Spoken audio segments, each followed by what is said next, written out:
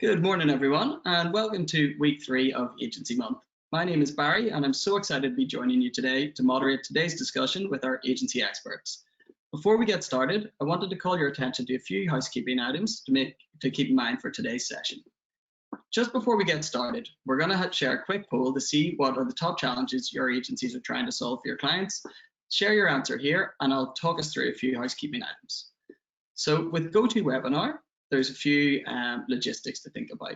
There's a chat section there, and this is where we're going to share with you some links and key resources in the chat. We also want to encourage you to ask questions through today's session, and if you can access the questions in the question section in the control panel of your GoToWebinar. We'll surface those as we go throughout the session. There's also a trending Twitter thread going, and we'd love to get your perspectives using the hashtag Agency Life for our agency partners, hashtag Sprout Partners. And as a heads up, we'll be continuing the conversation in the Agency Exchange Facebook group all week long. Tomorrow we'll share some discussion points if you want to brainstorm, connect with fellow agency professionals, or pay it forward and share some advice. Please join in. So with that, let's meet our panel for today's discussion. I'll kick things off. My name's Barry. I work with Sprout Social's agency team in Dublin. In my role, I have the privilege of working with our agency customers throughout the EMEA region and helping to develop strategy and making sure that they have all the technology they need to succeed. Gaina, could you tell us a bit more about yourself and your agency? Yeah, thanks, Barry. Thanks for having me.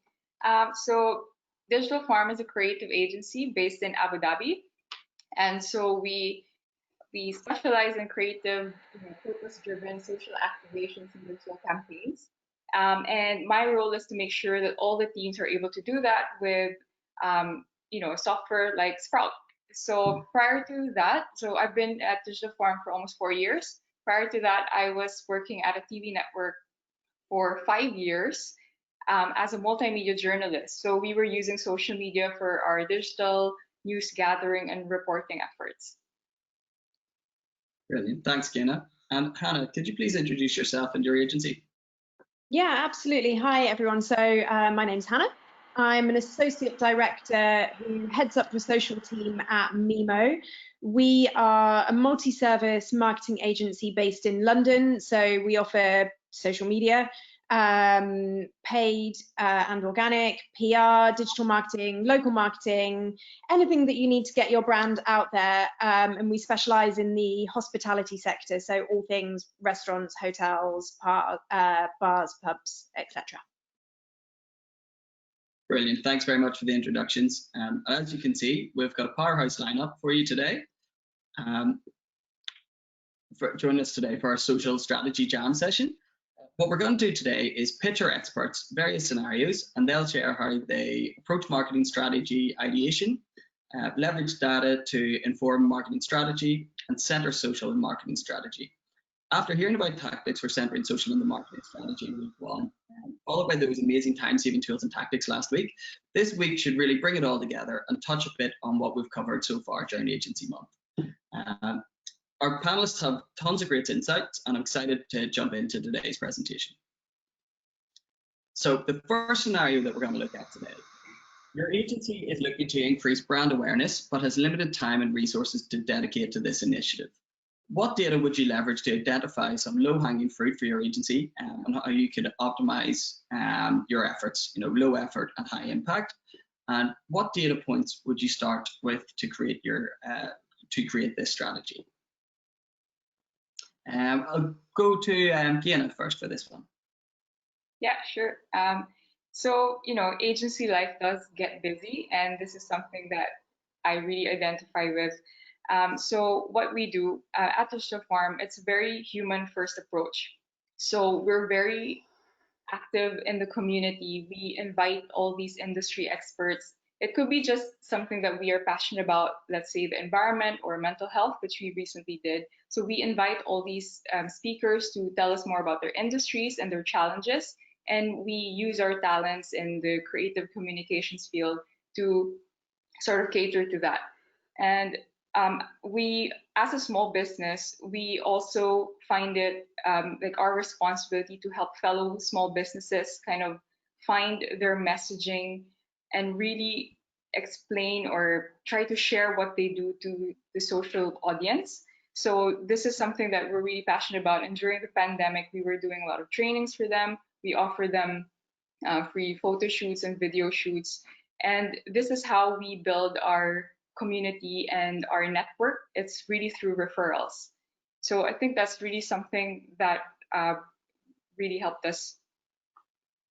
Yeah, that's great. So you're really leveraging the network around you and combining your the agency's expertise to support your network, and then you know, working in very much in a partnership. It sounds like with your network.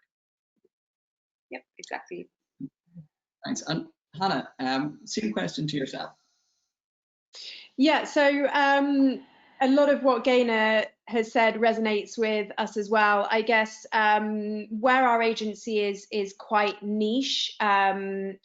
We know our audience pretty well already. So a lot of the audience research and finding who we want to speak to and how to reach them, we kind of know that because it's the same for us as it is for our clients, and the work we do for our clients applies to us, which is fantastic. So referrals are absolutely important, but we use lots of tools for social listening and digital listening to help inform our strategy exactly as we would with clients. So our Instagram is a key platform for us. So it's We Are Mimo. If anyone wants to have a look at us, and we use Sprout for lots of social listening there to understand what works and what doesn't. We use other software, so SEMrush for more digital listening with the website, and then a lot of it is referral and partner based. So just making sure that we're really understanding what's happening in our industry to make sure that we're able to tap into that and reach the people that we need to reach. That's great. I love that. I love that idea of, you know, treating your own business as a client as well. And I certainly hope as a client they're not too demanding then on the key KPIs that you need to be delivering. The most demanding client. The most demanding, most important, maybe you could say. But listen, that's great. Thanks very much for that. I think some really good insights there for that scenario. I'm going to jump ahead to our next scenario. Just before doing that, I'm just going to have a quick check to see if there's any questions coming in. And just as a reminder to the audience, in the question section in the control panel of the GoToWebinar is where you can pop questions to your industry experts. It is looking pretty good. We've got nothing in there yet, so I'm going to jump into the next scenario. So here, a hospitality client that operates a chain of restaurants relies on large-scale corporate events for the holidays. Given the ongoing pandemic, they are looking for alternate revenue streams. What recommendations would you make to support these efforts? Hannah, we'll start with yourself this time. Yeah, so this literally is our lives at the moment and our current scenario, because our client base is predominantly restaurants. So the London restaurant scene is very strong and it's very vocal. We've had to be very creative and innovative with our clients and what we're doing for marketing. So there's been a lot around takeaway, delivery, DIY kits, just finding what those revenue streams would be and seeing how business models can pivot to keep going. Alongside that, we've been looking at, increasing digital presence where there's a lack of physical footfall. So there's been a lot of work on digital marketing, social media, lots of customer engagement work that does a bigger brand building piece. So, webinars, things like this session that we're doing for clients. So cook-alongs with chefs, all sorts of different, I guess, kind of abstract and really tangible pieces that go hand in hand to help try and drive sales outside of the direct bums on seats. Brilliant. Yeah, so we're really just not dealing with the, I guess, change in business models, but then a change in entire marketing strategies as well. So it's understanding the what first to then to really succeed with the second. Brilliant. And Yeah. Gina, what about yourself? Yeah. So it's kind of the same. I want to share a lot of resources that helped me during this stage to, to develop our content strategy. There is a study or a series of studies by We Are Social. They released a lot of the new behaviors and new motivations, and how these restaurants were dealing with a lot of what was going on at the height of the pandemic.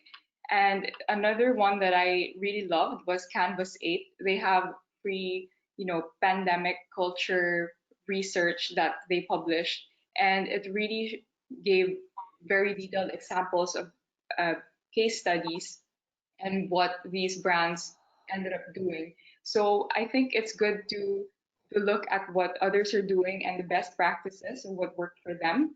This is something that will also help us. And also with what Hannah said, to kind of create a lot of different ways to share that information, like the webinars, we also do those. And for one of our burger joint clients, which their price point was quite high, and they now have a donut offering which is more affordable than the burger ones. And this client is like really bold on social. So this was also an opportunity for us to test TikTok ads for them and made donuts look really cool. So that was an untapped audience that we finally now got to try and test with the testing. So I think another lesson that we learned as creative strategists is to be courageous and really test out. Never let even a pandemic stop you from testing, because testing is a key, you know, thing that we do every day to know more about our audience, to know about all the shifts in their behavior. Yeah. Brilliant. Yeah, I love that example of kind of being brave and still being willing to take the risks and stuff in the midst of a pandemic. Really seeing the opportunity there. I think that's fantastic. Just before we move on to the next scenario, we have a really, really good question here that's come in the chat. How are you working with your clients to innovate new revenue streams at the moment? Has your process or relationship with your clients changed at all? Put it out to both of you. Anyone want to jump in there? Yeah, I mean, I think definitely our relationships with clients are, I think, probably closer and a lot stronger. Just before the pandemic, we would do a lot of kind of nice to have work. So lots of brand building, more abstract, the kind of things that if you have the time, it's nice to do.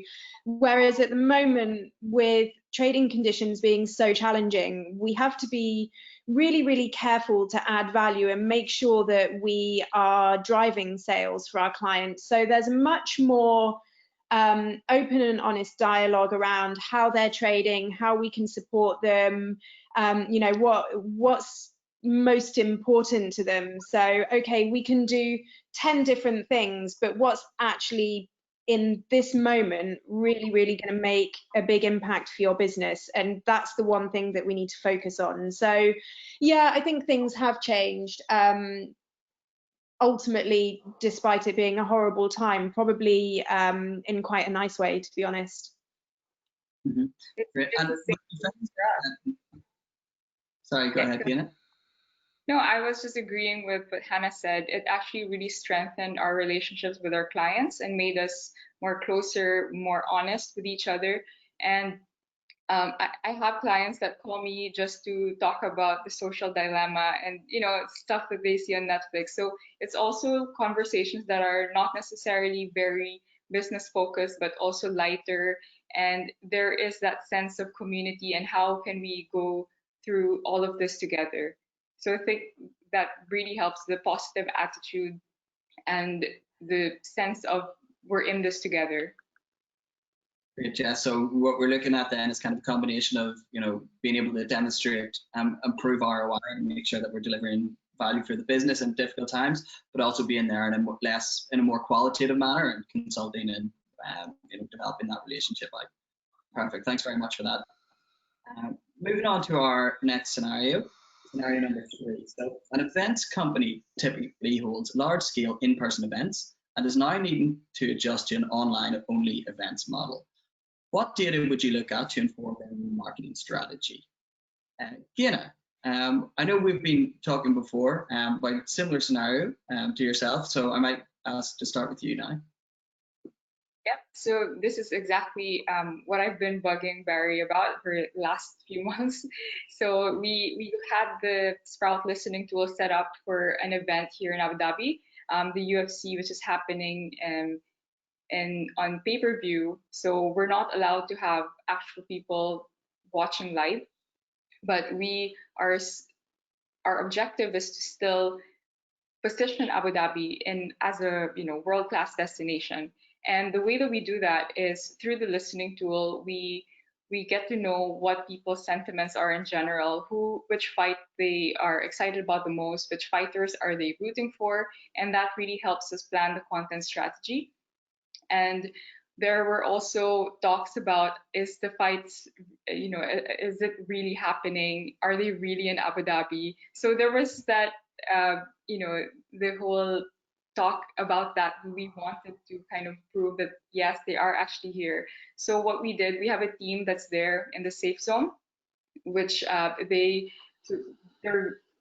they do is take Instagram stories, follow these fighters around W Hotel or some landmarks in Abu Dhabi just to prove that they're here and that they're enjoying and that, it's all good fun and yeah, just pure entertainment. Yeah, I love that, and I really like how the content strategy was evolving then, by picking up on trends that are emerging. It's really cool. Hannah, anything to add there yourself? Yeah, so I think it's really interesting everything that Gaynor has said. If we look at our industry and events are kind of lesser, but they do happen, it's probably going to be the same audience online as it would be offline. So it's just how we capture them.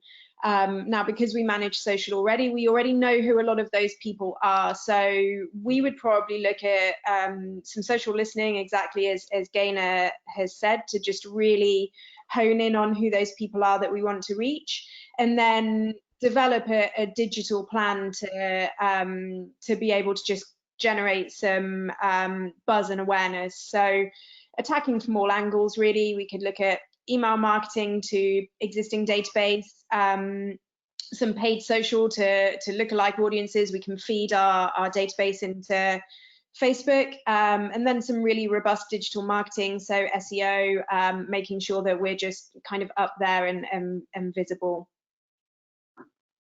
Great, yeah, and I love the combination there of data sources across, SEO through paid, social, organic, and tying it all together.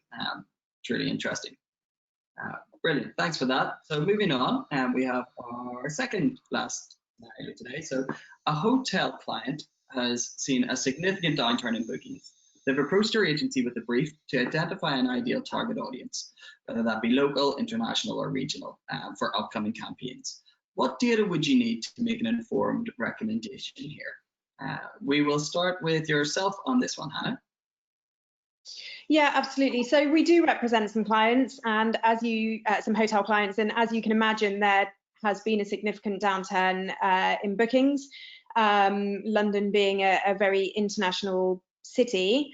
So really what we've been doing, if we look at a real life scenario, we're trying to understand a bit better exactly the news agenda, so what's happening in terms of travel globally, how other countries are faring in this pandemic. Lots of online social listening. I feel like I'm repeating myself, but it applies to every scenario we've talked about. And then really, once we've defined what that audience is, and currently it's a lot more domestic than it is international, and up until a couple of weeks ago, there was some domestic travel.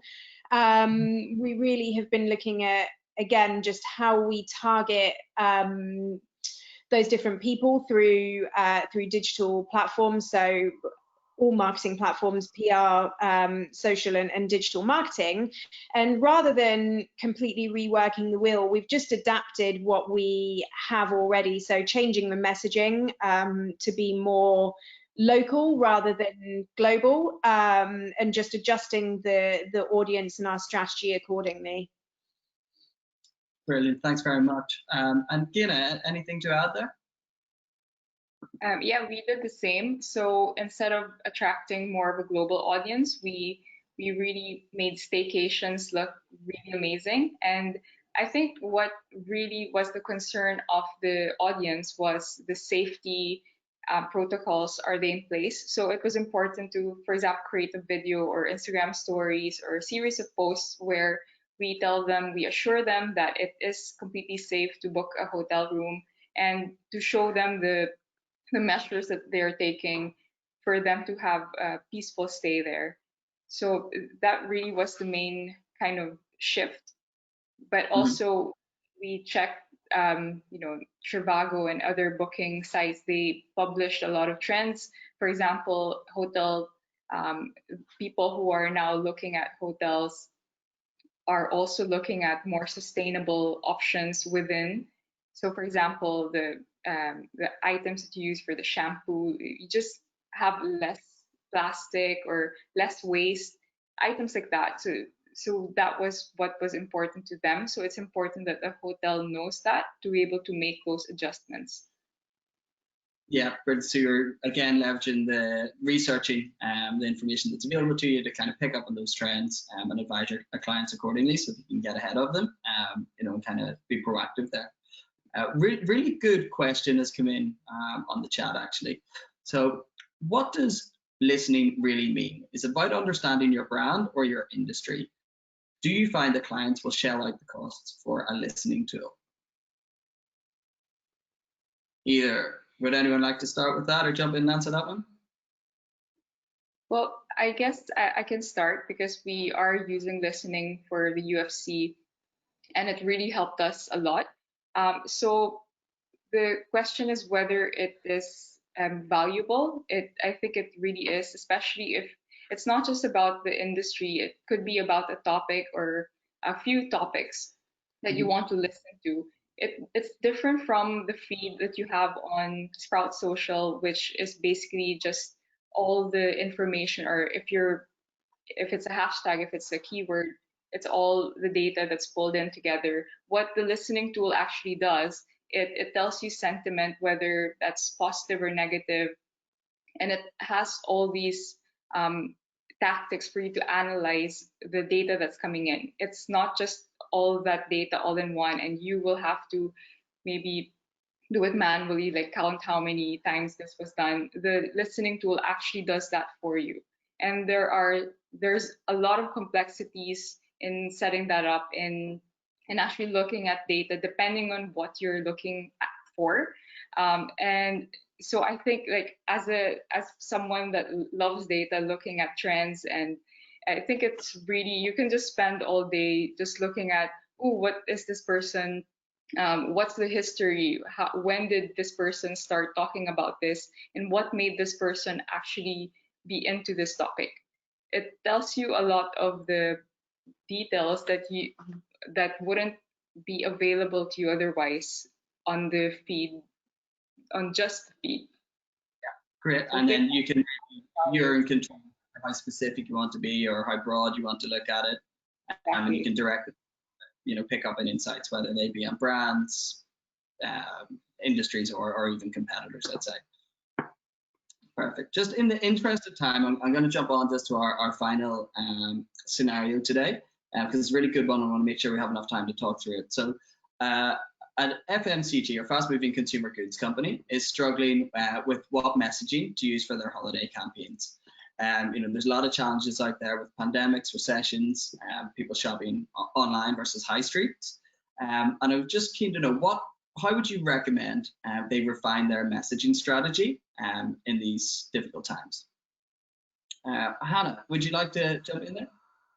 Sure. So as with everything, the initial research is really important. So understanding just what's going to stick with your prospective customer, because it might be a little bit different to normal.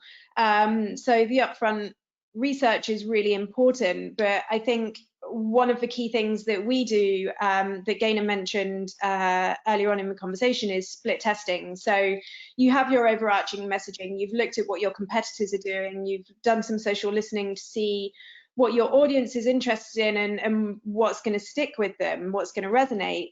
But then there can be varieties on that. So whether it's some paid social split testing, sending out different newsletters, and really just a little bit of trial and learn to see what's going to be most effective. Brilliant. Thanks very much for that, Hannah. And one question I'd be really keen to kind of put back on the shelf is, how have you found success in trying to get clients bought into the listening tool, you know, and trying to get them to shell out for the cost of listening, I'd say? The thing is, I think it's a really essential thing to have, and it's very easy to you know, to explain this to clients. If you are spending money on marketing, if you're investing in marketing, make sure you're doing it effectively. You need to know who you're speaking to and how you're going to speak to them, because otherwise you're potentially just wasting your budget and your time, because no one wants to be spammed with something that's irrelevant to them, that's not interesting. Not only is it not going to drive sales for you, but potentially you're going to annoy some people. So it's really, really crucial that you understand what's relevant, what's interesting, and who it is that is going to be interested in your messaging. Brilliant. So it's really about the efficiency of your marketing dollars then, to kind of demonstrate the ROI of social listening. It's great. And to take it back to this scenario then, you know, for this FMCG scenario that we discussed there, is there anything you'd like to add? I think it's really just to be true to your purpose as a brand. I think I always go back to what it is that you are trying to do, or what it is that you're trying to solve as a brand or as a business. I think it always just goes back to that. And then, of course, with how that is said, that will depend on all the tactics that Hannah mentioned earlier. We do the same thing. We check for tone of voice, sentiments, whether they react to a video rather than a still image. You do a lot of testing when it comes to how it is said and what or how you phrase it. But it's really clear, it needs to be clear what it is that you are trying to, what key message it is that you're trying to get out there. Yeah, brilliant. Thank you very much for that.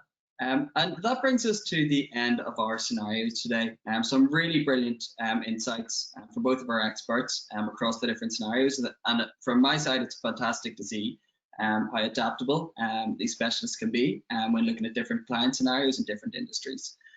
We do have just a couple of minutes, so I'm going to ask one more question that's come in from the audience before we wrap up today. If you could go back to March/April, at the beginning of this pandemic, is there anything you would have done differently for your clients? So a tough question, but a pretty good one, I think. And again, anyone, if you'd like to jump in there, that's great. That's a really, really tough question. I guess especially with how impacted our sector was, you know, with restaurants and hospitality being forced to close, and with it being a tough industry anyway. I think the key thing that we did was just try and be quite nimble and adaptive to their needs. I'm not really sure what we could have done differently. Maybe racking my brains, but we kind of moved pretty quickly to be adaptive and to keep those very open and frequent conversations. But really, I don't think anyone in, you know, the start of this year could have predicted what was going to happen this year. So it really, for us, it was just a case of reacting opposed to, well, reacting quickly as opposed to being able to anticipate. I guess there was, you know, an element of scenario planning of, if this happens, we might look at this, or that happens, we might look at that. But yeah, really, it's been an odd and different year. Yeah, for sure. And I think, hindsight's always going to be 2020 and things like this. And all you can do is make the best decisions at any point in time with the data that is available to you at that time, and being comfortable to, I guess, adapt your strategy as you progress through what is obviously a very challenging time. We're just right up at time now. So just before we let everyone go, just to wrap things up, I'd love to hear from you both. If you had one piece of advice you'd give to agency professionals for creating data-backed insights and strategies. Fiona, if we start with yourself. Yep, it says the first one here, be clear with what matters. So you really have to figure that out. If you are not clear with what that is, you need to be, because there's a lot of data out there and it's easy to get lost, and it's easy to entertain things that really don't matter in the long run. So if you're clear with what that is that you need to achieve, what objectives it is that you're trying to achieve for your client, then it's easier for everyone. Brilliant, thank you. And your key takeaway, Hannah? Yeah, so this year has taught me above and beyond anything else to just be nimble. So it's of course really important to put plans in place and to develop strategies, but just because you've built a plan, it doesn't mean it's set in stone. You need to look at what's happening, and rather than set and forget, be continually looking back at what's happening and making sure that you're adapting to what's happening in the world. Brilliant, thanks. The major thing for me, I heard throughout the session, and I encourage everyone to bring back to their team, is to know your audience. Every client is of course different, and what will resonate is so dependent on your audience. So leaving the data available to understand that and make sure you're being as effective as possible.